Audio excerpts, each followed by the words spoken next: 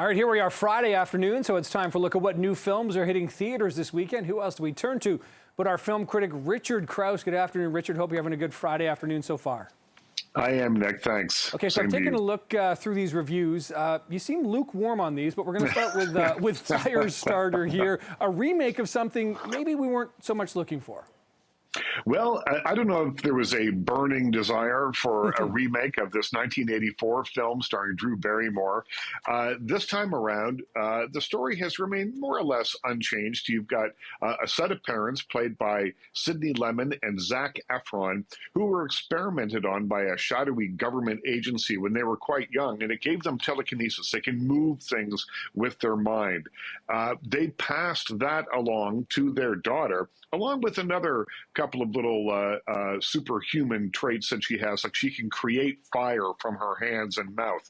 And so there is the same government agency that experimented on the parents now want the child because they figure that she can be turned into some kind of weapon of mass destruction.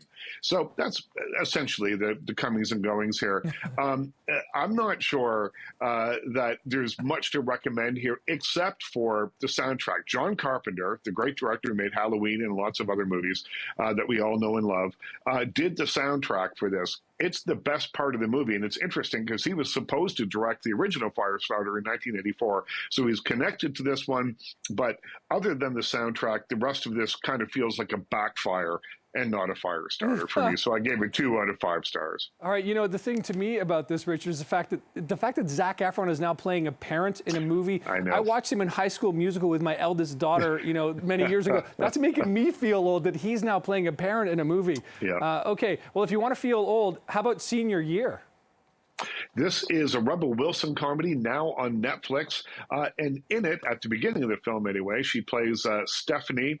Actually, it's Angourie Rice, the actress, who plays her as a 17-year-old. And she is the superstar of the high school. She is the head of the cheerleading team. She is on the fashion club as the head of that.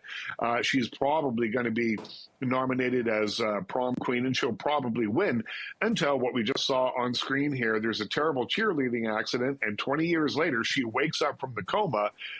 Now she's Rebel Wilson, played by Rebel Wilson. But for her, only a day or so has passed. She wants to go back to high school. She wants to finish that year. She wants to be prom queen. Trouble is, in the last 20 years, a lot of stuff has changed in high school. And what you have in the first half is this kind of funny setup. In the second half, you have much more messaging and much more, you know, heartfelt stuff that kind of sucks some of the fun out of the front half, I thought, anyway. Rebel Wilson, she goes for it. She tries to make you laugh all the way through. Doesn't quite work. I gave it 2.5 out of 5 stars. It's streaming on Netflix right now. Okay, maybe if you need a laugh, maybe check it out. In the meantime, Richard, The Last Victim. You like this best, but you're still not exactly ringing endorsement on this one. Well, yeah. I mean, given the other things I had to see this week, this one looked like a shining beacon.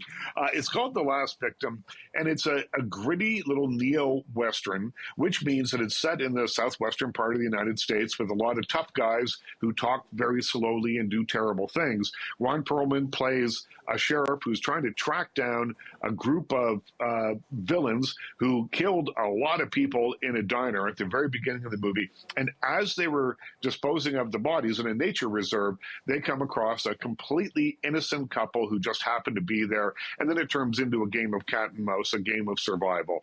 This movie has some genuinely exciting moments, despite a lag in the middle of it, which kind of takes away some of the interest. And a scene at the very end that's about 5 minutes long that does nothing except add 5 minutes of length to a movie that was already long enough. So it's called The Last Victim. It's on VOD this weekend, and I gave it 3 out of 5 stars. Richard, I'm going to say this. Thank you for the warning. I think when it comes to all 3 of these, appreciate the time. I think we can read between the lines and hear what you're saying. But in the meantime, listen, have a great weekend. We'll chat again soon. I watch bad movies so you don't have to. Exactly. That's what I was giving the line for. Okay, thanks, man. Take care.